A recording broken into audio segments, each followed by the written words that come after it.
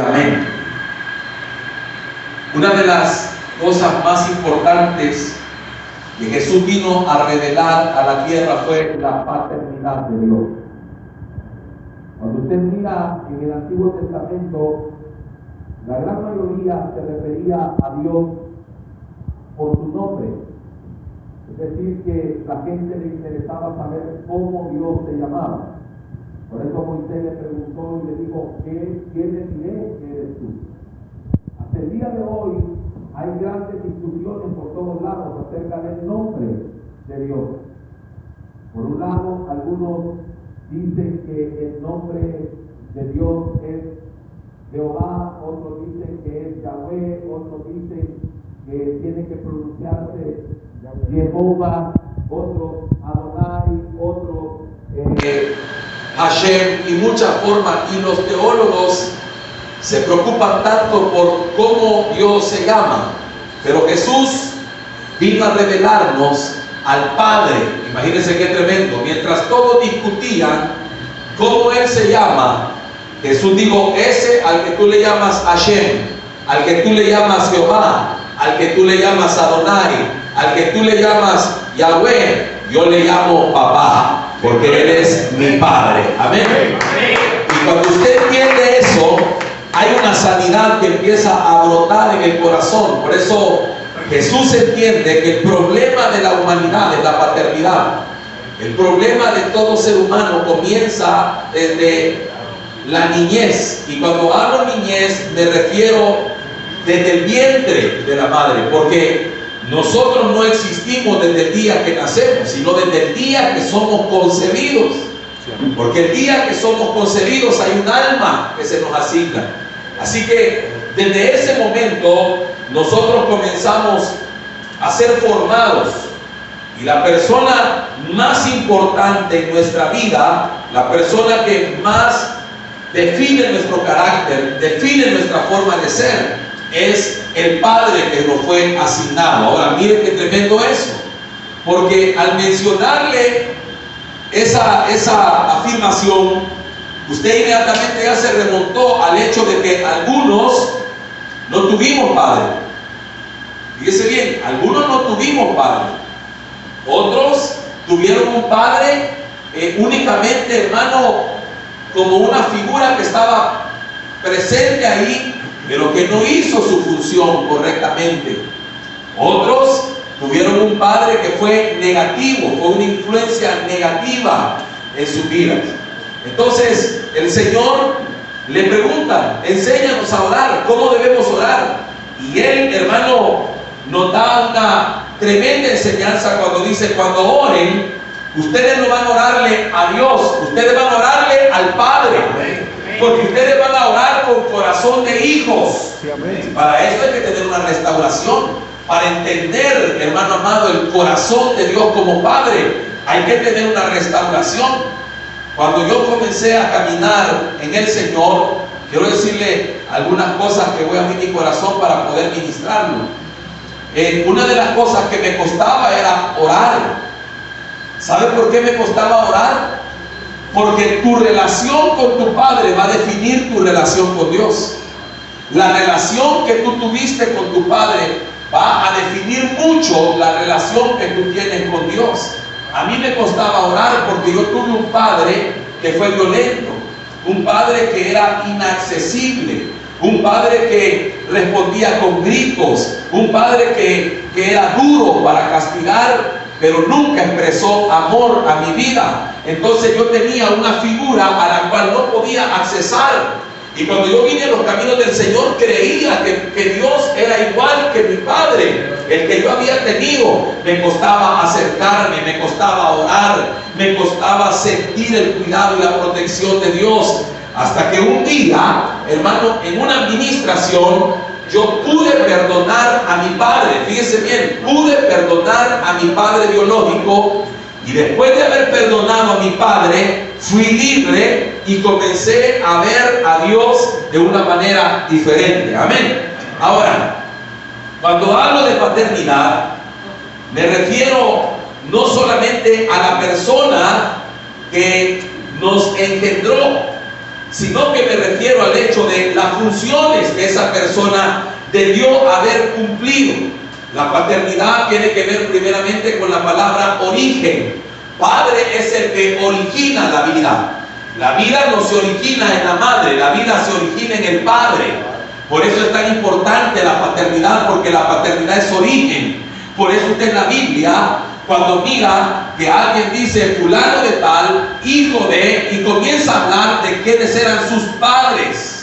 Padres, me estoy hablando de las figuras paternas, porque el origen de la vida, la identidad del ser humano está ligada a la paternidad, no a la maternidad.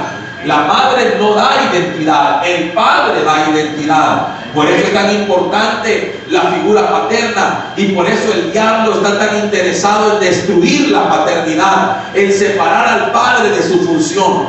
Ahora, dentro de esas funciones que el padre debe tener dentro del hogar, encuentro 4 cosas que quiero destacar, que nosotros debimos haber recibido y muchos no lo recibimos, y esta mañana el Señor nos va a restaurar de eso. Amén. La primera de ellas es que la figura del padre debe ser el que suple de amor. Diga conmigo, amor. Amor. No sé si usted se ha fijado, pero muchas veces se dice que nosotros los hombres somos secos, que no podemos expresar lo que sentimos. Yo quiero hablar abiertamente en esta hora, porque si no hablo así, no vamos a poder tener libertad en eso. Pero ¿cuántos alguna vez se han topado con el asunto que quieren expresar algo y no pueden? Porque sienten como que un bloqueo, no pueden expresarlo. Algunos ya somos padres. ¿Cuántos somos padres aquí? Y cómo nos cuesta expresarle a veces a nuestros hijos, decirle te amo con libertad, darle un beso y un abrazo a nuestros hijos, decirle te amo. ¿Cómo nos cuesta? Pero ¿sabe por qué fue? Porque tuvimos una paternidad que no nos ministró amor. Amor significa muchas cosas. Ahora usted lo voy a remontar a su niñez, lo voy a remontar a su crianza, lo voy a remontar a esa etapa de su vida. Lo primero que le quiero preguntar es, ¿recibió usted cariño de su padre? No. ¿Qué es lo que más recuerda de su padre? ¿El cincho? ¿Los gritos? ¿Las borracheras? ¿Las malas palabras? ¿Las infidelidades para con su madre? ¿Los abandonos? ¿Las irresponsabilidades? Y es tremendo, ¿verdad? Yo, hermano, de verdad que el tema que le estoy hablando tengo autoridad, porque el Señor tuvo que liberarme de eso. Yo no recuerdo palabras de amor de mi papá. Nunca recibí una palabra de amor, de cariño. Nunca me acuerdo que mi padre se sentara conmigo para decirme te amo. Jamás recibí una palabra de esa. Al contrario, yo recibía palabras desautorizantes como inútil. Palabras como son inútil. Esas eran las palabras, porque me mandaba a traer una herramienta que yo no sabía cuál era. Me mandaba y me decía, anda a traerme tal cosa. Y teníamos un sótano en la casa, y él lo tenía lleno de herramientas de carpintería, de mecánica, de todo. Y me decía, anda a traer tal cosa. Y yo iba y no sabía qué era. Y cuando regresaba y traía lo que no era, me decía, sos un inútil, eso no es. Imagínense, hermano, los recuerdos de la niñez. No recibí cariño, no recibí atenciones de mi padre. Siempre era mi madre la que tenía que estar acordándose de las cosas, porque mi papá se le olvidaba todo. ¿No se acuerda, hermano, usted en este momento cuántas veces se quedó usted necesitando una atención de su papá? Es tremendo eso, ¿verdad? Amor significa cuidado, protección, sustento.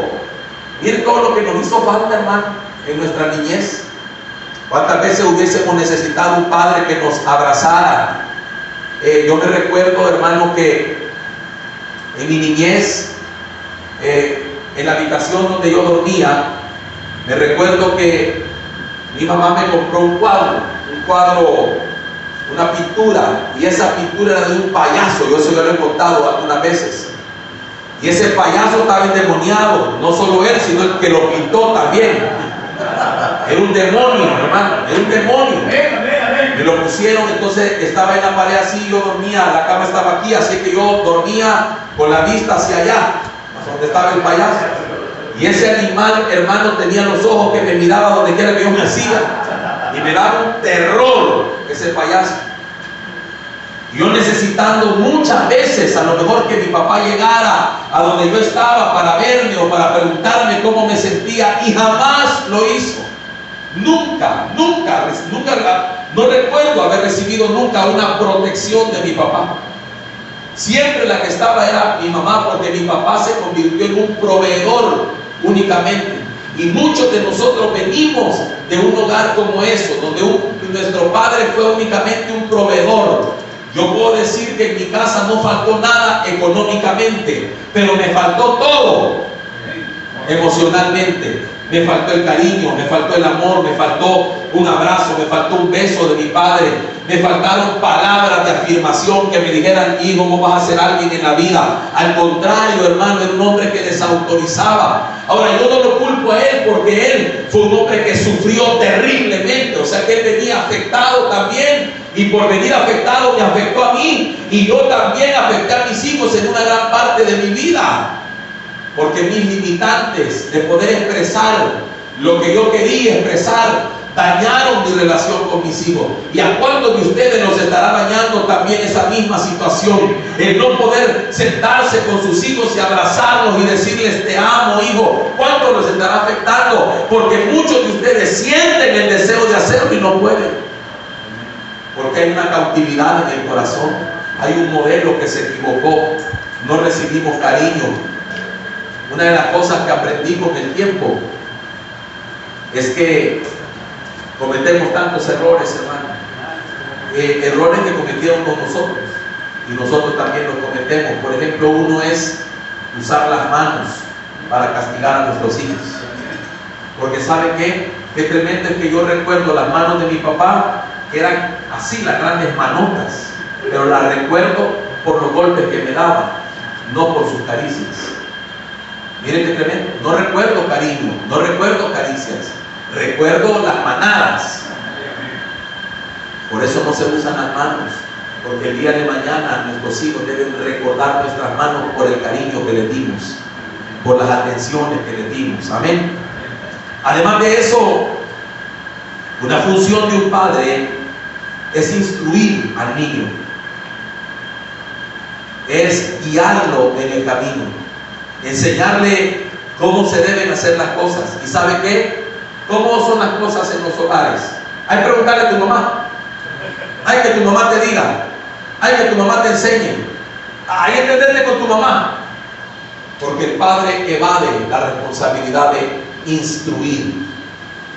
Y qué tremendo, hermano, que todos nosotros adolecemos de las instrucciones que un padre nos debió haber dado. Fue nuestro padre el que nos tenía que enseñar a nosotros cómo caminar en la vida. Fue nuestro padre el que nos tenía que enseñar cómo afrontar la vida. Pero la mayoría de nosotros fuimos enseñados por una madre, porque tuvimos un padre ausente por muchas razones. Debimos haber sido enseñados en varias formas, en teoría y también en la práctica. Debimos haber sido enseñados por un papá a tomar decisiones. Mire, a la mayoría de nosotros, ¿quién nos enseñó a vestirnos? Levante la mano cuando su mamá les enseñó a vestirse. Mamá. A bañarnos.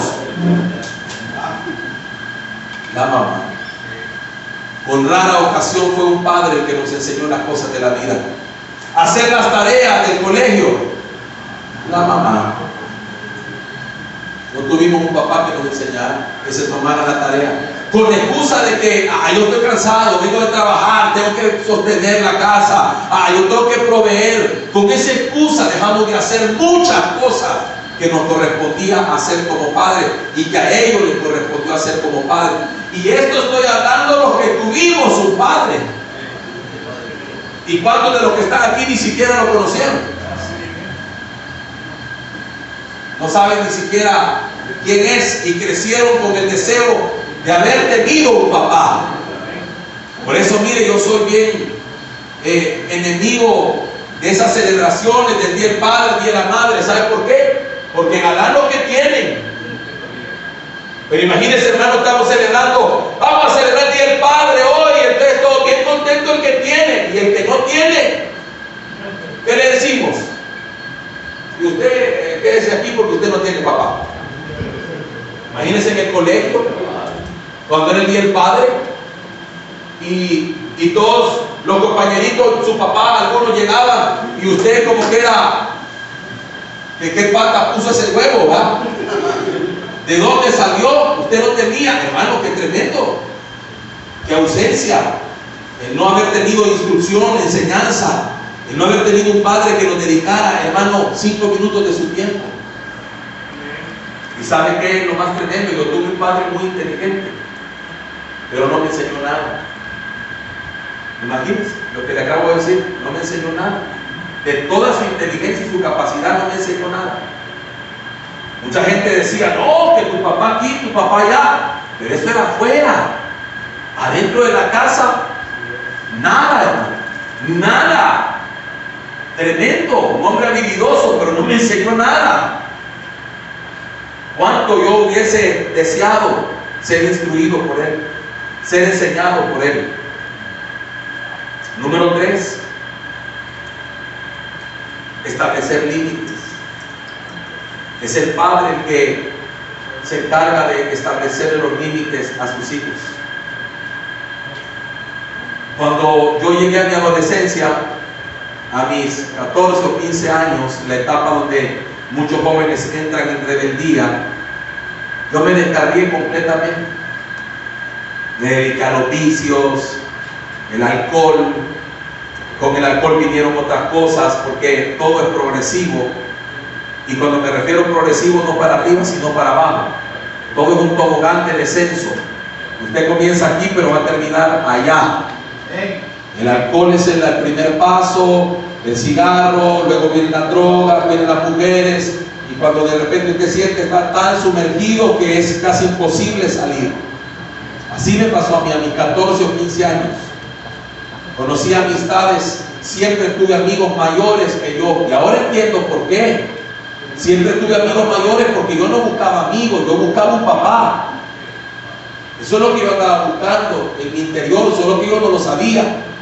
Eso es lo que le pasa a las señoritas cuando tienen relaciones con hombres mayores. No están buscando novio ni están buscando marido, están buscando un papá que no tuvieron, alguien que supla ese vacío. Yo tenía amigos mayores, todos tomaban, todos fumaban.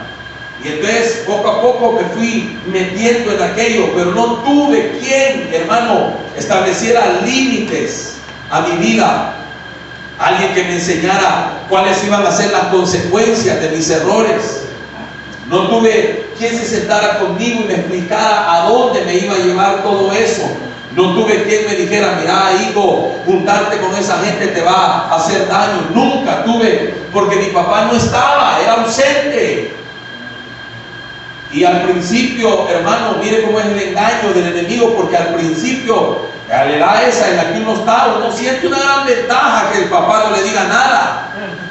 Porque uno dice, de todas maneras no me dicen nada, y uno se siente el más libre de todos. Pero cuando uno está en el hoyo, uno se acuerda y dice, ¿por qué no me advirtieron? ¿Por qué no me detuvieron? ¿Por qué no hicieron algo para que no llegara yo ahí? Tremendo, ¿verdad? Porque, hermano, yo me acuerdo que ya cuando yo quería salir y no podía, hermano, de aquella situación, yo decía, Dios mío, ¿cómo fue que llegué hasta aquí? Pero fue por eso, porque tuve un padre que no me estableció límites. Un padre que gritaba, pegaba los gritos, pegaba las manadas, y después desaparecía. Ya no estaba ahí para nada más. Número 4, un padre debe aprender a corregir a sus hijos. Nunca tuve una corrección. Usted le va a decir, pastor, espéreme, pero usted acaba de decir que su papá le pegaba, que su papá le gritaba. Sí, pero es que eso no es corrección. La corrección no consiste solamente en golpear, eso quiere decir que no todo el padre que golpea a sus hijos lo está corrigiendo.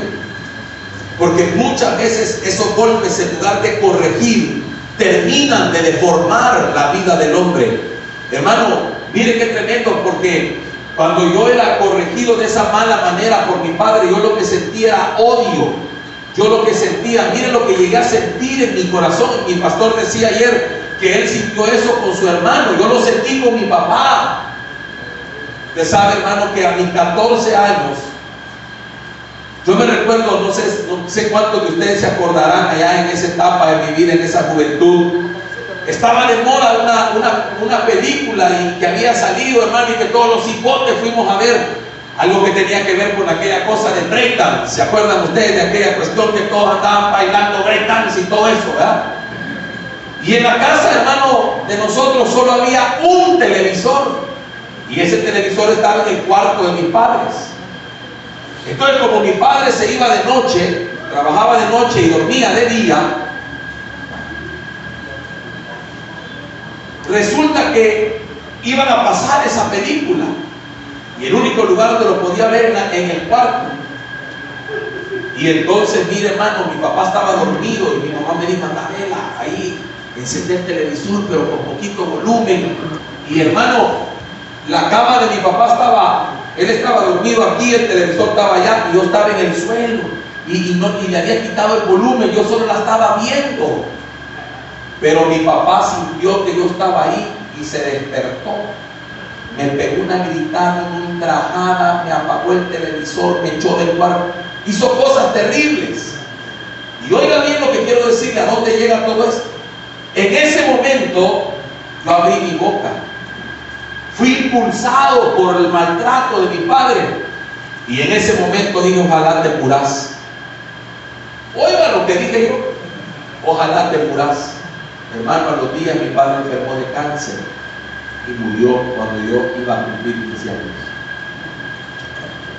porque me impulsó a sentir odio, a guardar resentimiento. Cuando yo lo veía, cuando mi papá llegaba a la casa, no vaya a creer usted que era, ay, como un niño que contento que viene su papá. Yo me escondía en el cuarto porque no quería ni verlo, por el maltrato que representaba, porque desde que entraba gritando, fregando, así como decimos los jóvenes, hostigándome la vida. Entonces, esa no era corrección, eso era una transmisión de odio. La verdadera corrección endereza la vida del joven, va acompañada de amor, porque el deseo del que corrige es que la persona cambie. Pero cuando a alguien, hermano, lo golpean sin razón, eso no es corrección. Eso lo que es, hermano, es un enojo que se está transmitiendo, hermano, en forma de golpes. Yo no fui corregido, no tuve esa etapa, no tuve límites que me pusieran. Ahora, yo me pregunto, yo le he hablado de mí, pero yo le pregunto a usted: ¿cómo fue su niñez? ¿Cómo creció? ¿Cómo fue su vida? ¿Tuvo amor de sus padres? Mejor dicho, de su padre. ¿Recibió usted, hermano, cariño? ¿Recibió instrucciones? ¿Su padre le dedicó tiempo? ¿Estuvo ahí para usted cuando no sabía cómo hacer? Usted sabe que cuando me empezó a salir un par de pelos, todavía me eran unos 3 nada más, ¿verdad?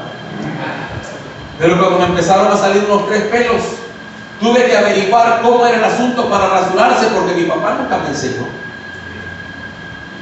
Y estaba ahí, y él se rasuraba. Y él tenía en aquel tiempo unos asuntos diferentes de los de ahora, porque con una tipo brocha se echaba no sé qué y que no sé cuánto, pero nunca me enseñó, nunca estuvo ahí para mí. Así que la mayoría de cosas en la vida me tocó afrontarlas solo y aprender solo de la vida. Imagínense, hermano, ¿cómo fue usted? Piense por un segundo, ¿cómo fue su vida? ¿Le tocó a la deriva? ¿Le tocó aprender muchas cosas a usted solo? ¿Sintió y experimentó el miedo de lo que es enfrentarse a cosas que no conocía? ¿Le tocó salir, hermano, como sin instrucción, sin enseñanza, a enfrentarse a la vida? Yo no tuve el privilegio que mi padre me enseñara a manejar. En la casa teníamos 2, 3 carros, pero nunca me enseñó. Tuve que aprender a mi manera. por mi cuenta. Nadie me quiso enseñar. Cuando mi padre había fallecido y mi madre me dijo un día, te voy a enseñar a manejar, le dije, yo ya puedo. ¿Y quién te enseñó? Yo solito aprendí, me dijo. ¿Y cómo hiciste? En lo que no te daba cuenta, yo me llevaba el carro. Así aprendí. Me convertí en autodidacta en muchas cosas, me tocó aprender solo. Pero eso no del todo es bueno, porque hay cosas que uno aprende mal cuando debió haber sido enseñado. Ahora, ¿por qué el Señor Jesús les enseñó a orar como hijos? Porque nuestra vida, hermano, tiene que ser restaurada. Y si no tuvimos una buena paternidad, necesitamos comprender que Él está ahí para ser un padre para nosotros. Que el Señor, hermano, es un Padre que no falla, que no se equivoca y que está para suplir lo que no recibimos. El problema es que la religión nos enseñó un Dios, pero no nos enseñó un Padre. La religión nos enseñó, hermano amado, que hay un ser superior, que hay un ser supremo, pero no nos enseñó que hay un papá que está ahí listo para amarnos, para instruirnos, para sanarnos, para sustentarnos.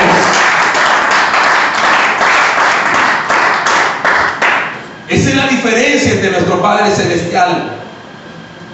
Cuando vine a los caminos del Señor, yo no entendía muchas cosas. Porque la Biblia dice que aquel a quien Dios toma por hijo, dice que lo corrige. Entonces yo huía a eso porque pensaba que la corrección de Dios iba a ser como la que mi papá me daba. Pero ahora me doy cuenta, en el caminar me he dado cuenta que la corrección de Dios es totalmente diferente, porque Dios te corrige con amor. Dios te restaura. Una de las cosas que me costó entender, yo era un hombre duro, hermano, muy duro, siempre a la defensiva. Cuando veo a algunos de ustedes me acuerdo de cómo yo era, duro, a la defensiva, siempre estaba como, ¿verdad?, analizándolo todo, porque yo creía que todo el mundo estaba en contra mía. Era de las personas que consideraba que los hombres no lloran. Esa fue una de las administraciones más malas que recibí en mi vida. Los hombres no lloran. Entonces yo era un tipo duro, pero me podía ver mal 2 veces porque se tenía que atender a las consecuencias.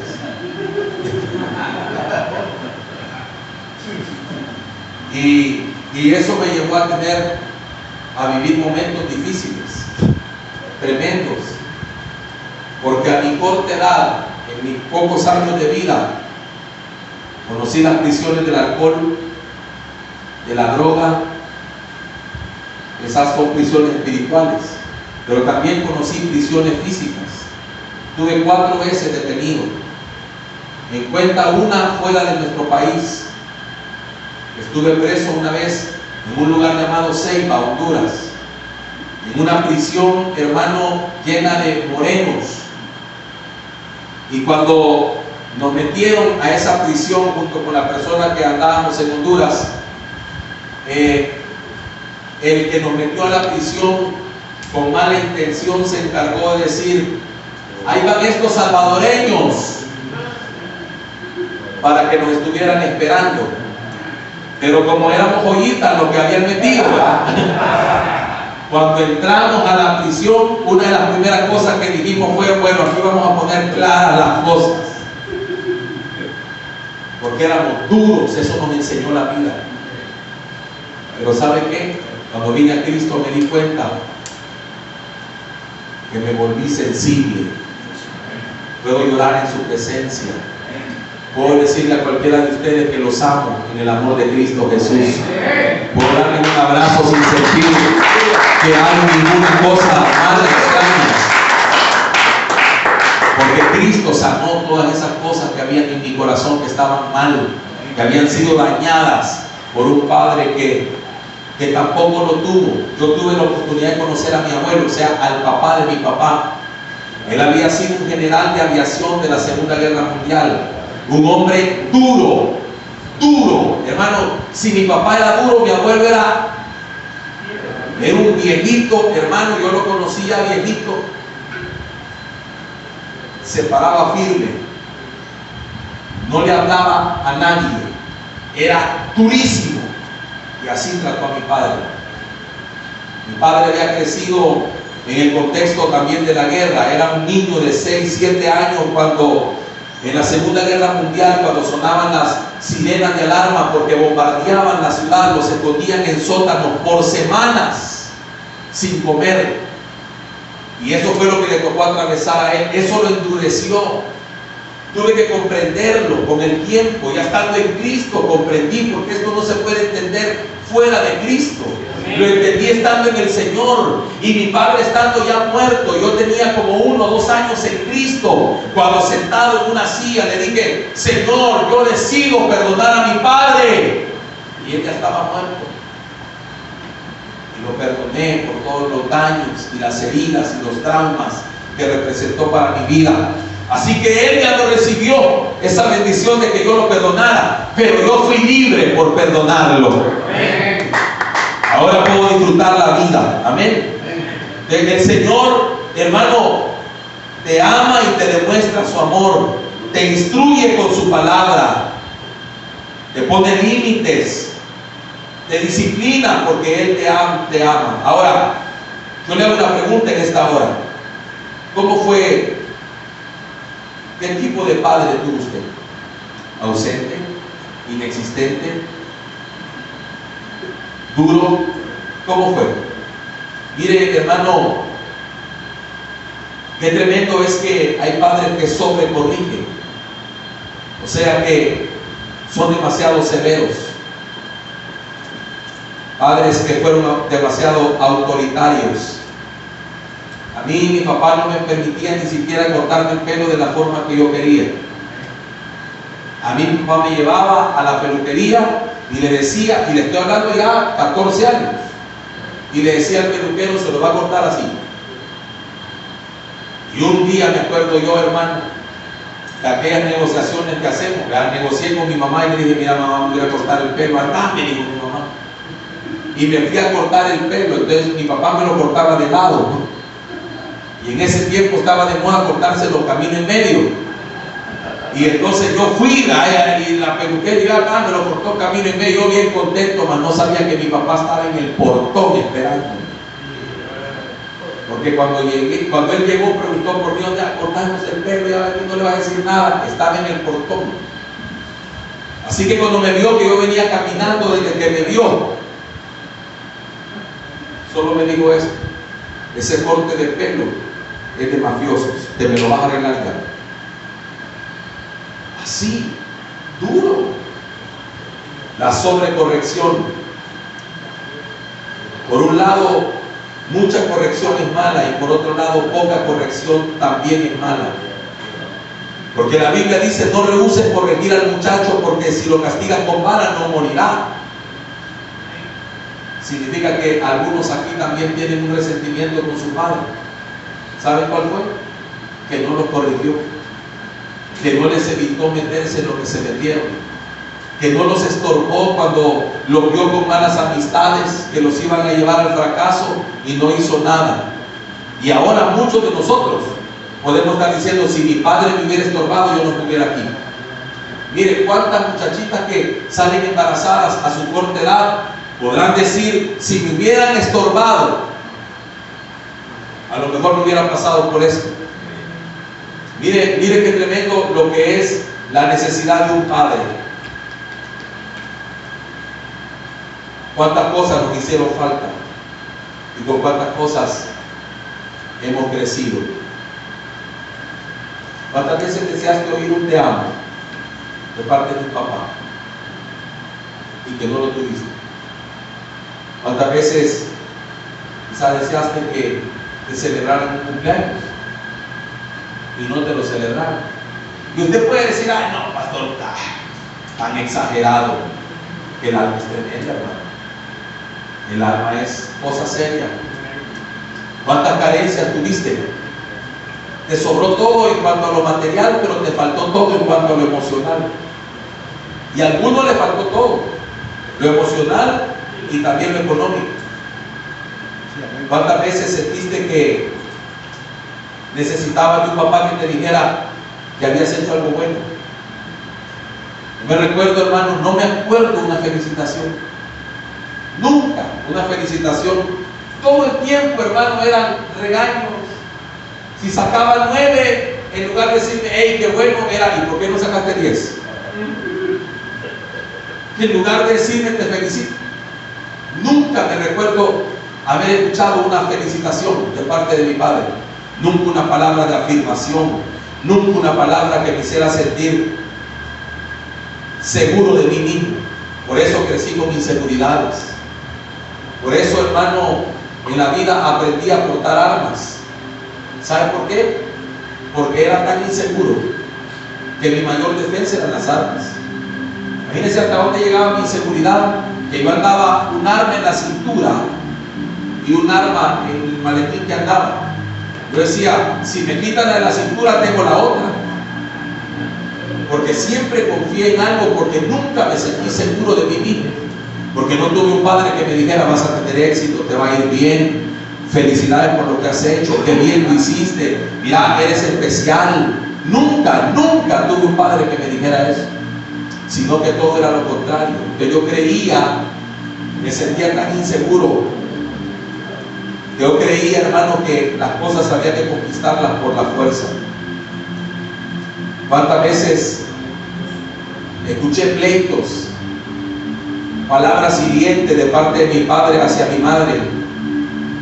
Usted no tiene idea, hermano, cuántas veces me tuve que encerrar en mi cuarto, ponerme la almohada encima para no escuchar los insultos que mi padre le lanzaba a mi madre, los golpes, los pleitos en aquella habitación donde ellos se encerraban y solo se oían los golpes en las paredes. Y yo me tenía que encerrar en el cuarto con la almohada en la cabeza para no oír, porque ya tenía 14 años y me daban ganas de entrar y levantarle la mano a mi padre para que ya no hiciera eso contra mi mamá. Pero algo me detenía a hacerlo. ¿Y usted cree que un niño crecido en ese ambiente podía realmente ser sano? Yo creo que no. Porque cuando yo estaba para pensar en otras cosas, tenía que vivir pensando en que mi padre podía golpear a mi mamá. Terrible.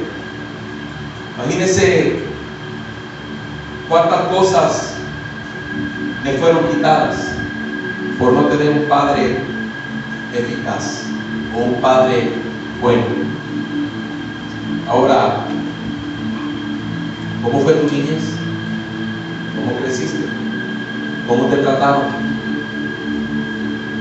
¿Cómo te instruyeron? ¿Cómo te afirmaron? ¿Cómo fue la etapa más importante de tu vida, que fue la niñez? ¿Cómo te sentías cuando volvías con la libreta de notas del colegio? ¿Cómo te sentías en aquellos momentos donde para ti era necesario tener a papá y no lo tenías? O no estaba porque tenía muchas cosas que hacer, o estaba tan ocupado que no te prestó atención, o simplemente no estaba porque solo te engendró y se fue y no lo tuviste a la par. No sé cuántas cosas habrán en tu corazón que hoy poder sanar. Pero hay muchas cosas que no sanar contra nuestros padres causan como daños. La Biblia dice que un hombre llamado Esaú odiaba tanto a su papá porque su padre le había dado la bendición a su hermano Jacob. Creció con resentimientos y un día oyó que su padre le dijo a su hermano Jacob que no se fuera a casar con una mujer de origen heteo. ¿Sabe lo que hizo Esaú? Fue a buscar una hetea para casarse. Dijo, como que dice, esto le va a doler a mi papá. Pero él no sabía que el daño se lo estaba haciendo él. Cuando no sanamos nuestras heridas y resentimientos con nuestro padre, nosotros creemos que le estamos haciendo un daño a ellos, pero nos lo estamos haciendo nosotros. Yo creía que con tomar, con fumar, con no hacerle caso, les estaba haciendo un daño a ellos. pero el daño me lo estaba haciendo yo. Los problemas me los estaba causando yo. Ponte de pie esta mañana.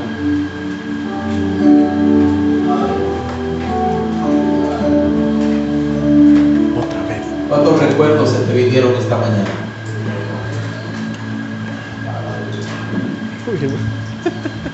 ¿Cuántas cosas brotaron en tu corazón?